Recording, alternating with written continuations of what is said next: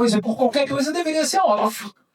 Não, perturbe o seu coração por qualquer coisa. Jesus vai dizer, tende fé em Deus, tende fé em mim também. A fé em Deus é a fé em Jesus. A fé em Jesus é a fé em Deus. Jesus se revela como eu sou. O eu sou é o nome de Deus no Antigo Testamento. E Jesus, no Evangelho de João, tem muitas autoafirmações. Eu sou.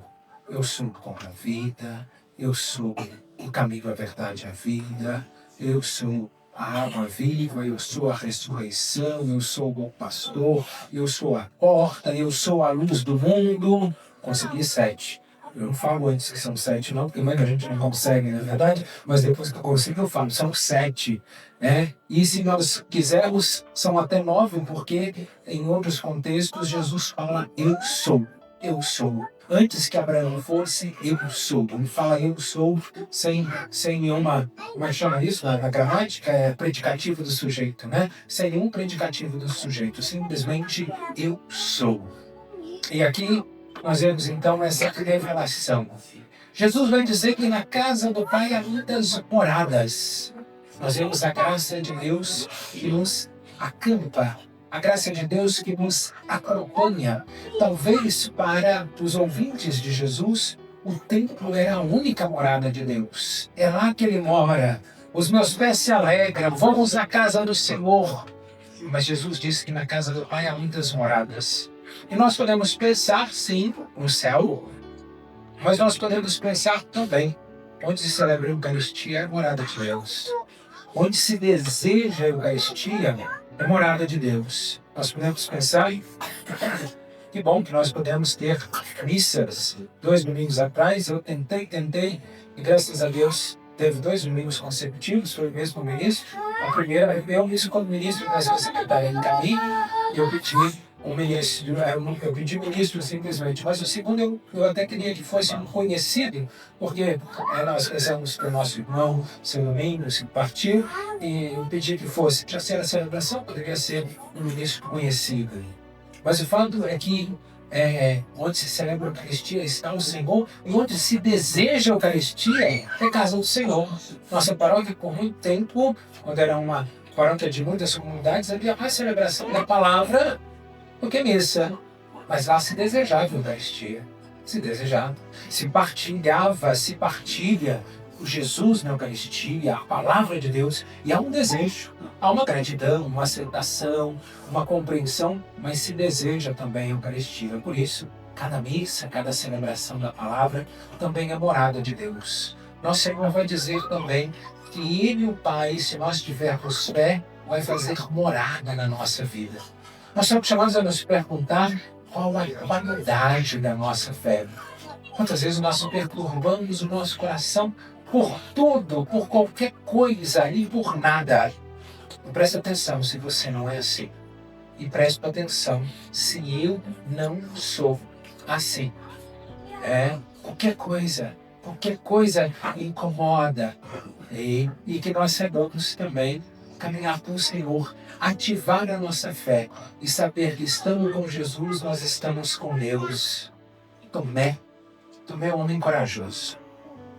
Tomé, enquanto estava todo mundo, lembra do segundo domingo da Páscoa? Estava todo mundo com medo, com as portas fechadas, Tomé não estava. Ele estava na vida, ele estava no trecho, ele tinha coragem. E aqui também, nós vemos um Tomé corajoso. Jesus falando lá, eu vou o caminho, eu vou para o Pai, vocês conhecem o caminho. Tomé fala, como podemos conhecer? E aqui, nós podemos pensar, talvez o clima nem era muito favorável para perguntas. Tomé, fica quieto. Não, deixa ele falar. Deixa ele falar. Quantas vezes nós boicotamos a comunicação? Quantas vezes a nossa comunicação não existe? Quantas vezes, até na comunidade, pessoas, sei lá, vou dar um exemplo aqui, coisas da sacristia, não tem coragem de falar com o padre. Meu pai, você não vai falar coisas da sacristia com o padre, vai falar o quê? Agora a sacristia é do padre, assim, não de propriedade, mas as coisas para a Santa Missa já são um exemplo, não é o caso nosso aqui, não. O povo comunica. Mas quantas vezes a nossa comunicação não é uma comunicação? Nós não temos coragem de falar com altivez, com inteligência. Tomé era chamado de Dídimo, era chamado de gênio. Ele não se chamou um gênio. Vamos parecer com Tomé.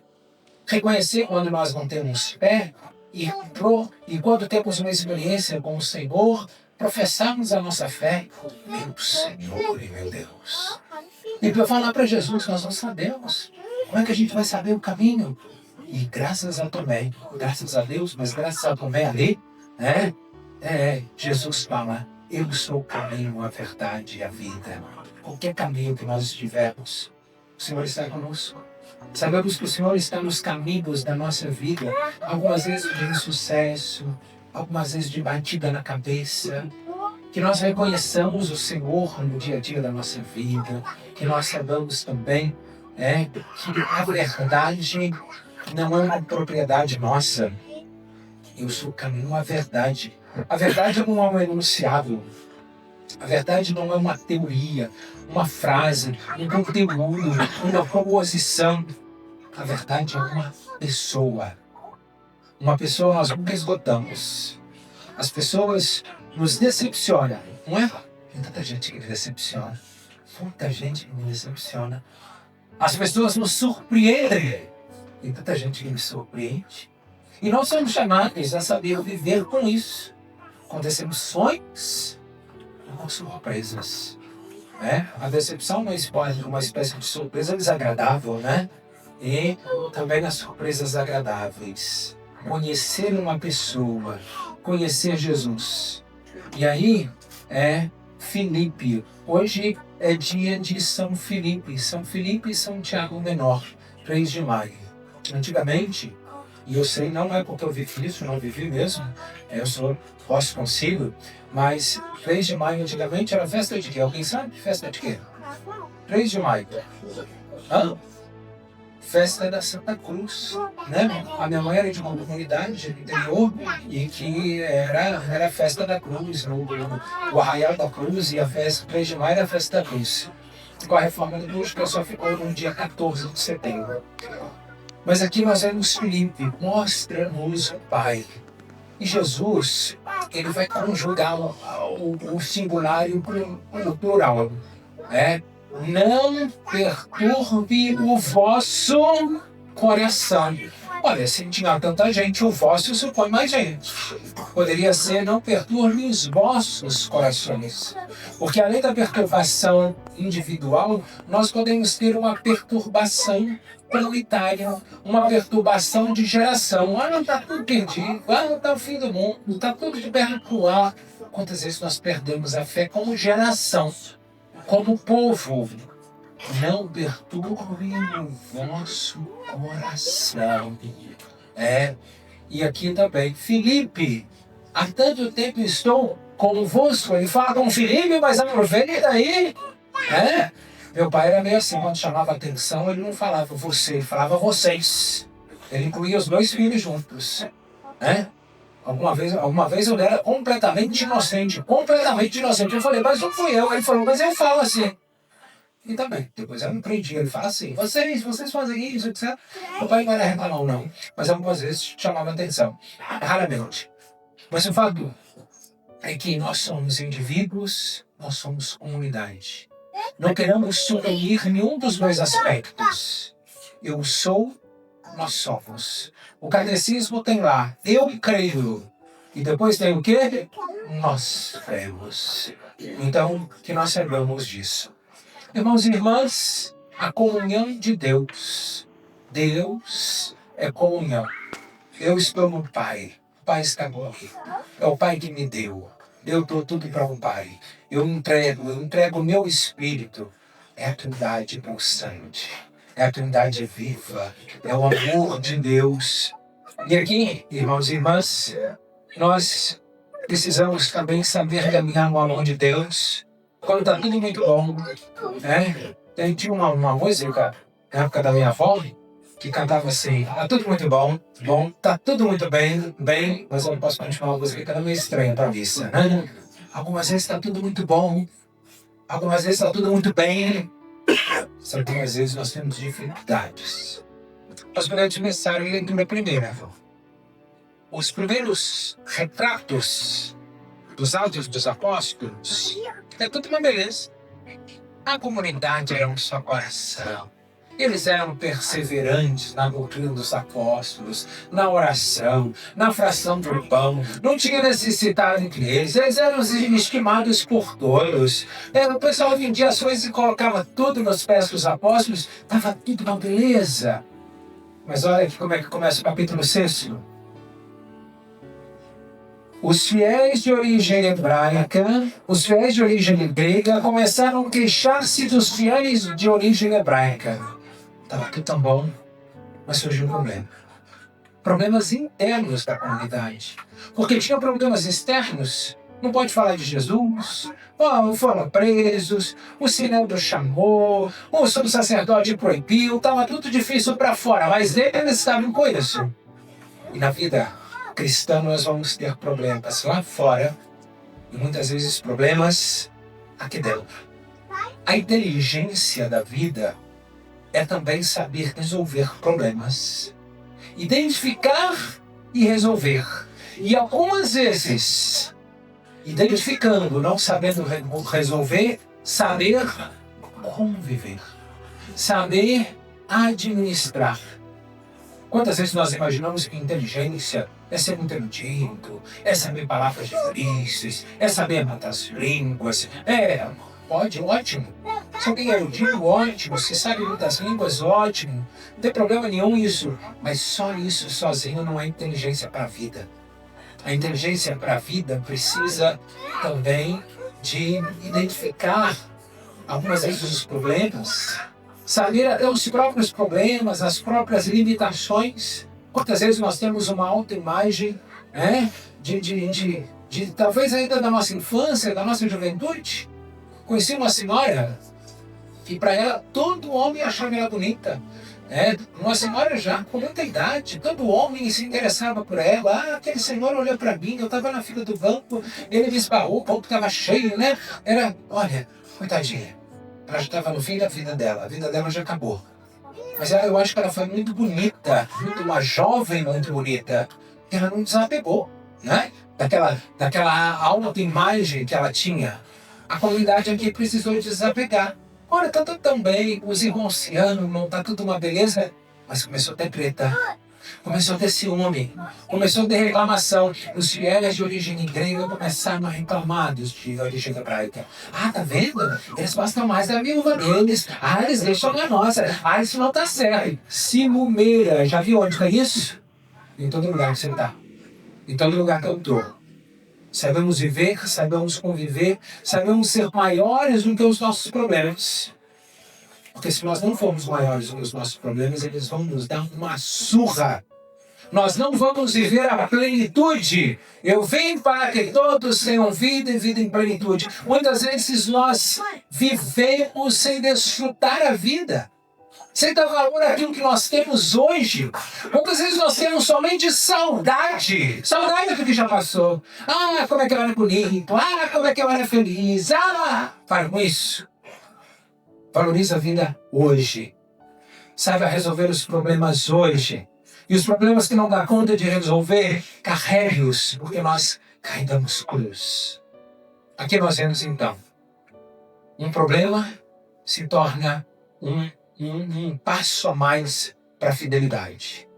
Perguntemos se os nossos problemas de vida têm se tornado um passo a mais para a fidelidade a Deus. Estabelecer prioridades. Não é justo, os apóstolos falam, não é justo que nós deixemos a palavra para servir as mesas. Embora a mesa seja uma necessidade. Vamos instituir os diáconos. A igreja institui. Olha o poder da igreja. Olha o poder do povo de Deus. Institui os diáconos. E eles servem as mesas. Esses diáconos, o primeiro mártir foi Santo Estevão. Filipe, não o apóstolo do Evangelho, mas aqui, Filipe foi um que batizou também o serviço da igreja. Tem sempre serviço. E aqui, Nós vemos então, irmãos e irmãs, que o serviço da mesa não pode ser deixado. Este mês o Papa reze para que as pessoas tenham comida de qualidade. E às vezes isso tudo também dá problema. Dá problema. Nossa Santa Rita, todo dia é servido. Alguns nossos aqui ajudam lá também, cozinhando, etc. E aqui nós podemos pensar, isso também pode ser cruz. Jesus fazia o bem, passou fazendo o bem e carregava a cruz. Muitas vezes nós cansamos. Jesus amou até o fim. Eu canso de amar algumas vezes. E você? Sim ou não? Nós cansamos de amar. Jesus amou até o fim. Ano passado, aconteceu que roubaram uma bicicleta de um acólito. E ele se identifica na Santa Rita, é da Santa Rita, fez catequese na Santa Rita.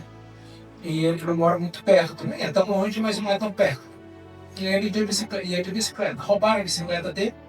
Eu apresentei uma ministra que anda de carro, que mora mais ou menos pro lado dele. Falei, pega carona com ela. E ela se compadeceu dele, porque quando ela não ia, ela ia em outro horário, etc. Ela se compadeceu do dinheiro. Por causa. Aí nós conseguimos lá uma ajuda, tinha uma bicicleta, passamos a bicicleta por aí. Inclusive, alguém viu o Antônio de bicicleta no Facebook, como é que chama? No Instagram, foi por causa disso. Foi no primeiro domingo da quaresma. Alguns falaram, olha, o padre vai andar de bicicleta quaresma toda. Olha, é isso mesmo. Nada disso. Eu fui encher o pneu da bicicleta no posto e aproveitei e dei uma volta. O pneu estava vazio, eu fui empurrando a bicicleta e na hora que o pneu estava, o que eu fiz? Encheram o pneu, aí filmaram também, estava legalzinho o vídeo, postou e não era nada daquilo que cada um estava pensando. O padre parece que só me andar de bicicleta. Olha, muito bem, o padre está querendo emagrecer, o padre está querendo fazer exercício. Cada um falando uma coisa, mas foi isso, foi andar de bicicleta. Tá bem, quem roubou a bicicleta? As câmeras. Gente que tá lá com a gente. Que come. É assim. O que vai fazer? Agora, sexta-feira, sabe o que aconteceu? Ele começou a ficar esperto e prendia a bicicleta. Sabe o que fizeram? Arrancaram a roda e o roubar chamava de cilindro, é o banco da bicicleta. Arrancaram. E na câmera a gente sabe quem é. Quem que vai fazer? Vai bater desse jeito? Vai parar de dar vida para ele? Chama a polícia. Nessa liderança que nós temos no Brasil, chama a polícia dar trabalho para nós e para a polícia e não resolver nada. Nessa liderança que nós temos, é isso. Agora, nós cansamos. Mas aí a gente tem que revisitar a fonte. A gente tem que revisitar o caminho. A gente tem que revisitar a verdade. Nós não merecíamos. Mas o Senhor se deu a nós. Quando nós não sabemos o que fazer, o que eu vou fazer? Mostrar a todo mundo, olha aqui, tá vendo ele? São em que o poste usa o cachorro. De repente você mostra e vai dizer, olha que igreja perversa. Um coitadinho roubou uma bicicleta para comprar uma cervejinha. Não foi isso que o senhor, que o presidente da República falou, que não achava certo que prendeu um rapaz só porque roubou um celular para vender uma cervejinha? Isso é fato, viu? Eu não estou falando de política, não. Isso é fato. Ele falou. E agora, se ele fala diferente, ele não acha diferente. Ele está falando que eu tenho voto. E não estou falando mentira, estou falando dos acontecimentos. A vida é iluminada, a vida deve ser iluminada pela palavra de Deus. Tanto no que é da verdade como no que é das trevas. Da mentira. E aqui, irmãos e irmãs, não sabemos o que fazer? Façamos o bem. Não sei o que fazer? Não cansemos de fazer o bem. Quando estiver cansado de fazer o bem, vai em Jesus. Olhe para a cruz. Olhe para o Cristo ressuscitado que superou. E assim que nós esperemos a graça de Deus, que a graça de Deus venha em nós da mesma forma que nós esperamos. Muitas vezes nós esperamos só troca, só benefício, só concordância. Eu preciso de ser aprovado, eu preciso ser estimulado, eu preciso de ser valorizado, eu preciso de escutar só aquilo que eu quero, que eu posso escutar. A gente está assim longe. Peçamos a Deus, e nós sabemos que somos pedras vivas E as pedras vivas, nas construções, se elas sentissem, se elas fossem vivas, as pedras de construção, ela ia triscar uma na outra, ia ferir. Nós somos pedras vivas. E o apóstolo Pedro vai dizer, a carta de Pedro, oferecer sacrifícios espirituais, o meu e o seu sacerdócio batismal. Existe o sacerdócio ministerial, que age em nome do Cristo cabeça, de toda a igreja, de toda a humanidade, reconcilia, celebra o sacrifício de Cristo, mas na vida, todos nós, pelo nosso batismo, somos chamados a oferecer pequenos sacrifícios espirituais. Aquele lá falou mal de mim, eu perdoo. Eu não gosto daquele lá, eu convivo. Eu não concordo com isso, eu relevo. Santa Rita sobreviver estes sacrifícios. A glória da nossa paróquia, hoje nós falamos, viva Santa Rita! A água de Santa Rita é cheirosa, tem cheiro de rosas. A igreja fica cheirosa por causa das rosas. Eu falei sempre assim, não. As freiras faziam assim. Santa Rita ficou isolada porque saiu um fedor da sua dessa. Mas Deus olhou para aquela mulher pequena, para aquela coitada segundo o mundo, mas grandiosa diante de Deus. Ela ofereceu sacrifícios espirituais. Queria ser freira. Teve que cuidar dos pais idosos. Era filha única, os pais estavam velhos, eram bem orgulhosos. Pequenos sacrifícios. Depois casou com um homem intratável. Lá tem, pela cruz de um marido intratável, uma vez uma poeta foi fazer a ladainha e falou assim, pela cruz de um marido intragável. E é verdade, é intragável mesmo. Era intratável, mas intragável. Sacrifícios espirituais na vida. Os filhos, o convento, portas fechadas. Portas fechadas. Ela ofereceu. Eu tenho oferecido pequenos sacrifícios. Eu estou perguntando para mim mesmo. Pergunte a você. Quantas vezes nós queremos tudo do nosso jeito. Não abrimos mão, não oferecemos pequenos sacrifícios. E algumas vezes queremos ser sempre às avessas. Se estão rindo de nós. Se estão falando de nós. Caçamos sempre problema. Ofereçamos pequenos sacrifícios a Deus. Daqui a pouco você vai ter essa oportunidade. Sabe qual é o perigo? A gente concordar com tudo. Isso que eu estou falando, eu acho que todo mundo concorda. Talvez uma ou outra leitura da realidade, da vida, pode discordar, não tem problema. Não tem problema. A gente tem que ser unido na mesma fé. Né? Agora, isso que eu estou falando, eu acho que ninguém discorda. Mas não adianta nada concordar se isso não se torna vida na minha vida. Daqui a pouco, eu vou ter que exercer o meu sacerdócio batismal, oferecendo estes pequenos sacrifícios. Irmãos e irmãs, que nós saibamos acompanhados por Deus, que a Páscoa é passagem da cruz para a ressurreição, e que nós queremos aumentar essa intimidade com o Senhor.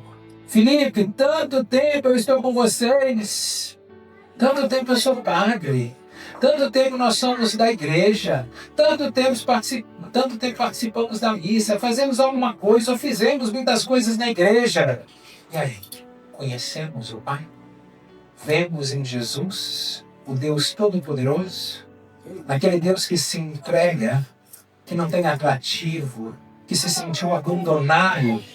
Nós vemos o poder de Deus nesta fraqueza. Nós acreditamos nisso, porque aqui está um decisivo. Também, um grande perigo do nosso tempo é querer fazer da igreja um entretenimento. A igreja é diversão, né?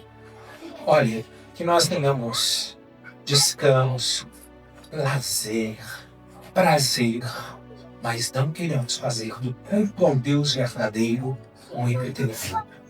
Isso faz até um sucesso por um tempo. Isso até incha uma comunidade, um salão, mas não é o culto do Deus verdadeiro. Olha, não é para toda a vida. O culto para Deus é para a minha vida em qualquer circunstância em que ela esteja, para eu não perturbar o meu coração. Esses dias a gente foi lá em Caxambu, né? E aí tinha uma praça lá, o povo dançando, e tudo tudo tranquilo, assim, numa praça no centro da cidade, interior de Minas, uma tenda. Né? Quantas vezes nós queremos fazer na igreja uma tenda de diversão? Tinha lá um tocando, o outro cantando, e percebi muito, via lá o povo dançando, estava bonito de ver. Eu não dancei, não. Estava bonito de ver, diversão do povo. Agora, aquela tenda ali para diversão, se tiver muito frio, ela não serve. Se o sol estiver muito quente, é melhor ir debaixo de uma árvore. Ela não serve. Se chover, não serve. Se você estiver doente, ela não serve. A igreja não pode ser uma tenda da nossa diversão. O culto divino não pode ser um entretenimento, uma distração nossa. Nós precisamos ter alegria e prazer. Na liturgia nós temos que ter alegria, mas isso não significa euforia. A Santa Missa não é para o nosso entretenimento. A casa é construída, a casa é casa para você receber os amigos, é casa para você ter festa, para você descansar, mas é casa também para o seu repouso na sua doença, para seu descanso na sua exaustão. E essa é a fé verdadeira. Não queremos fazer a nossa fé um entretenimento. Isso faz muito sucesso por um tempo. Basta ver ali, basta sair visitando, vendo, etc. Faz muito sucesso. Mas não é para todas as circunstâncias da vida. Todas as circunstâncias da vida é o caminho, que é Jesus. É a verdade, que é Jesus. É a vida, que é Jesus. Que Deus nos ajude.